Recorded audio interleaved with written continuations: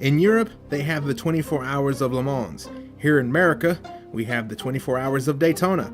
Daytona Beach is known as the birthplace of speed. And since 1904, pioneers and dreamers in the automobile industry brought their creations to Daytona in hopes of breaking the land speed record. Daytona is also the home of the great American race, the Daytona 500. But in 1962, a sports car race known as the Daytona Continental was introduced as part of the FIA's International Championship. At its introduction, the race was only 3 hours in length, and it wasn't until 1966 the race was changed to the 24-hour endurance race like that of its older sister Le Mans. In 2001, I had never watched a sports car endurance race. To me, the only form of racing I knew of was NASCAR. But what drew me to this race was the news that one of the biggest families in racing, the Earnhardts, would be competing in the event. Now, I was by no means a Dale Earnhardt fan, as I tended to pull for Bill Elliott and Rusty Wallace in those days, but I was still intrigued to see how they would favor in the race, and to be honest, I was hoping they would do pretty well. This was mainly because at the time I had no idea who many of the other drivers in the race were, and I had to pull for someone. The action and drama that took place during that 24 hours turned me into a lifelong sports car racing fan, and the 2001 24 Hours of Daytona remains one of my favorite races. But the weather certainly didn't seem like a sunny Daytona Beach day. It was a cold January and the dark clouds hung low over the track with the threat of rain, but that didn't dampen the spirits on pit road. The drivers and team stood proudly beside not just cars, but countless hours and days of hard work. Every crew member and driver that stood on pit road had come to Daytona with a dream, and some were going to see their dreams come true in just 24 hours time, while others would be crushed. The competition in the field that year was going to be tough. In practice, the sport prototypes had been the quickest, and they looked set to capture the overall podium. Dyson Racing was the team to beat with two of the strongest cars in the field. The number 20 Dyson SRP would feature Mad Max Pappas behind the wheel, and the sister car, the number 16 Dyson SRP, would have a dream team featuring an all-star driver lineup with James Weaver, who had won the 24 Hours of Daytona in 1997, Andy Wallace, who was a 24 Hours of Le Mans champion, and Butch Leitzinger. But if there was a dark horse in the field that everyone had their eye on, it was the number 12 Ferrari, with American Le Mans champion Alan McNish, Ralph Kellners, and Eric Vanderpool at the controls. Other notables that were making a start in the event would be Hurley Haywood, who is probably one of the greatest endurance racers in history, and Indy 500 champion Buddy Lazier. 76-year-old actor and racer Paul Newman was also going to be making a start in the 24-hour race. When the clock struck 1 p.m. on Saturday afternoon, James Weaver led them to the green, and the 24 Hours of Daytona was underway. The field went into a frenzy trying to get all the positions that they could, but trouble would strike immediately in the first corner when German driver Norman Simone spun his car. The tightly bunched field had to take evasive actions, and surprisingly, no one made contact with Simone. However, Simone had to sit and wait for the entire field of 80 cars to go by before he could safely rejoin the race. But the start certainly didn't seem like your average endurance race. The battle for the lead was on between the Dyson and the Ferrari.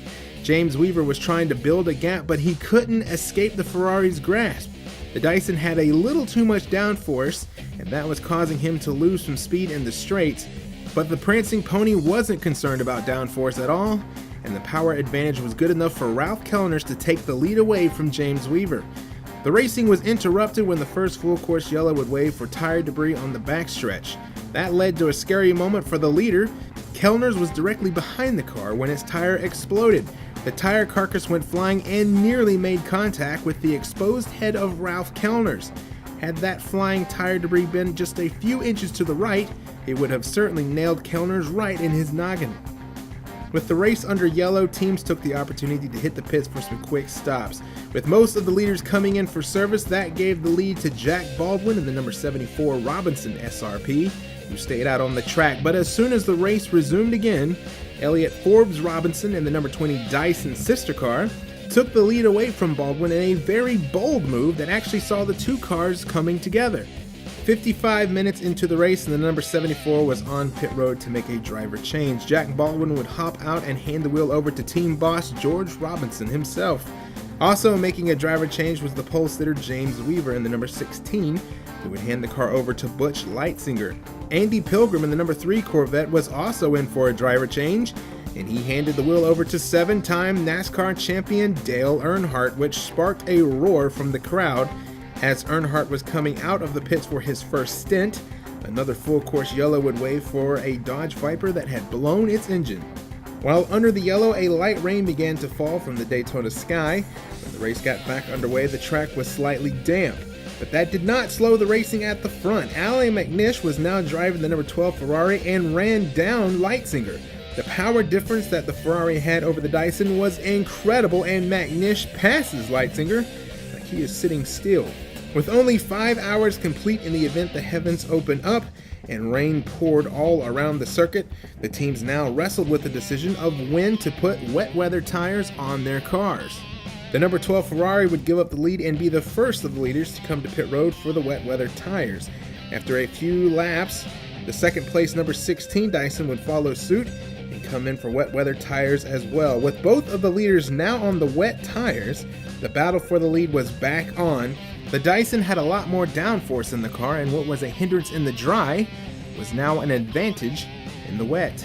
In the rain and surrounded by heavy traffic, Andy Wallace drove to the outside and finally got the lead back from the Ferrari.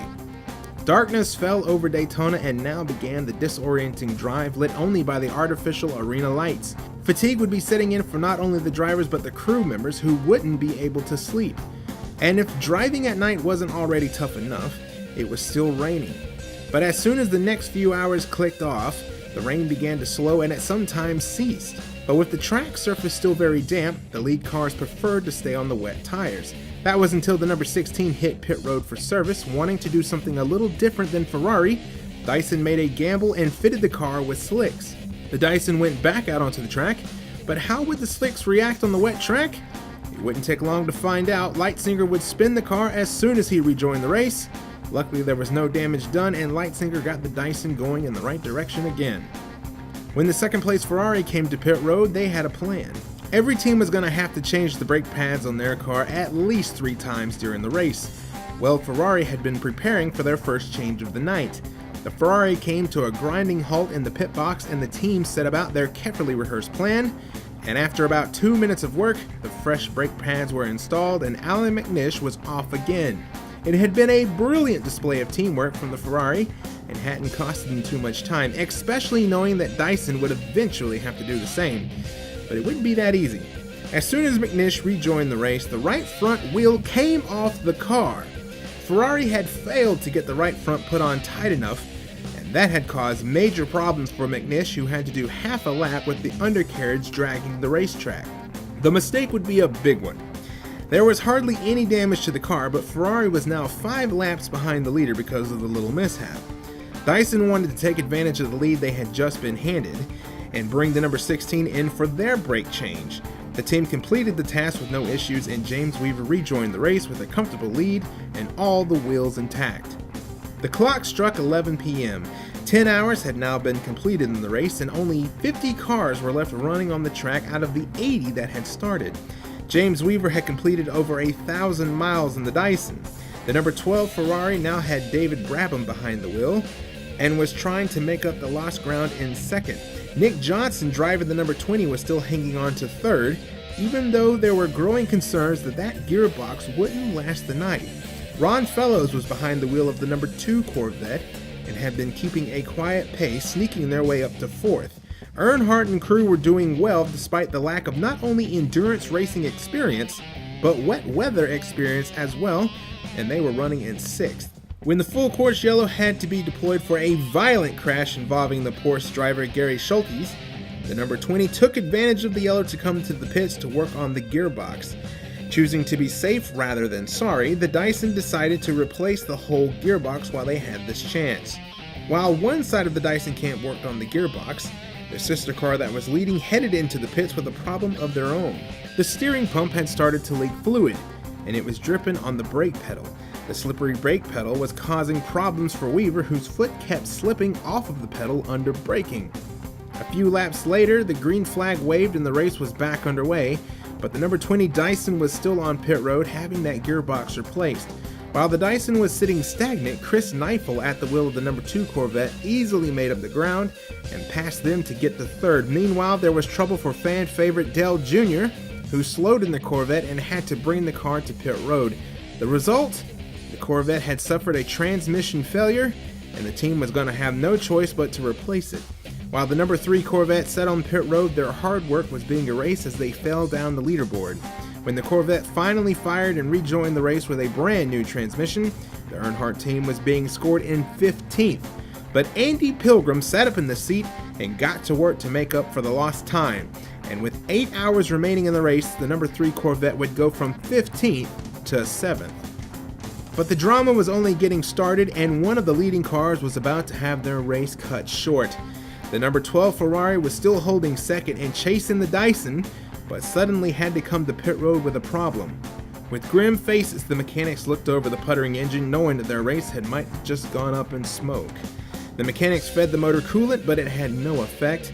Ferrari had been the fan favorite to win, but now they were going to have to be pushed behind the wall, and that was it. Game over, man. Game over. As 5 a.m. approached in Daytona, the rain was falling harder than it had during the course of the race, and certain areas of the track were starting to puddle. The conditions were harsh and the visibility was only getting worse. Butch Leitzinger was still leading in the number 16 Dyson, and with their biggest competition out of the race, he had built up a 27-lap lead over the rest of the field. With Ferrari retired from the event, the number 2 Corvette with Johnny O'Connell now behind the wheel advanced into second place. The sun had reached Daytona once again. Even though it was hidden by a thick layer of clouds, it was still a welcome sight for the teams and drivers that had survived the long and miserable night. The cars that were left running were covered in thick layers of oil and grime, but the story was all about the Dyson SRP. From the moment the race had begun, it had been a dominating performance. The car had covered over 2,100 miles, which was the distance from Daytona Beach to Phoenix, Arizona. With just 4 hours to go, James Weaver brought the leading car into the pits for a driver change. Butch Leitzinger climbed aboard for another stint, and the strategy for Dyson was simple: make it to the end and score the win. And that is when the unthinkable happened. Suddenly and without warning, Leitzinger slowed and had to pull the car that had led all through the night and into the morning off the racetrack. With smoke billowing out of the car, Leitzinger undid his belts, took off his helmet, and climbed out of the car. That was it. The crew was in total disbelief. They had been so close. Their car had dominated for 15 hours, and only 4 hours from the finish, Daytona had played the cruelest trick. But while Dyson watched their car with tears in their eyes, the Corvette camp began to cheer. With the Dyson dead on the side of the road, the Corvette was now the leader-elect, and just had to make up a distance of 100 miles to officially inherit the lead of the race. Ron Fellows was at the wheel, and with the rain still pouring, he just had to keep the car on the track and out of trouble. The Earnhardt Corvette was currently in 4th, and there was now a chance that both of the Corvettes could make the overall podium. Unfortunately, there would be more drama for the number 3 Corvette when Andy Pilgrim limped that car into the pits with a problem in the left rear. The Corvette had broken a drive shaft. With the chance at a podium finish on the line, the team immediately sprang into action to repair the car, but they were losing valuable time. Meanwhile, to pour salt in the wound of Rob Dyson, his other car in the race, the number 20, wouldn't get in gear. 3 team members pushed that car down the pit lane, but Max Pappas couldn't get the car to take off. Still puttering along in 11th place was the Mazda Kudzu. The Downing Racing Mazda Kudzu was the only sport prototype left in contention, and with the devastating race that Dyson had suffered, the Downing Racing Mazda Kudzu was going to win the SRP class by simply surviving. The sport prototypes had been the cars to beat in the days leading up to the race and during the majority of the race, but as the end approached, none of the prototypes would be finishing in the top 10. And if the race hadn't been crazy enough for the leader, smoke appeared from the back of the number 2 Corvette. Ron Fellows had to bring that machine into pits with a gearbox failure of their own. However, since the Corvette had built up a 21-lap lead over the second place Porsche, there was no way they could lose the race, and with the time that was left, Corvette had clinched the win. The yellow number 2 Corvette had captured a historic victory.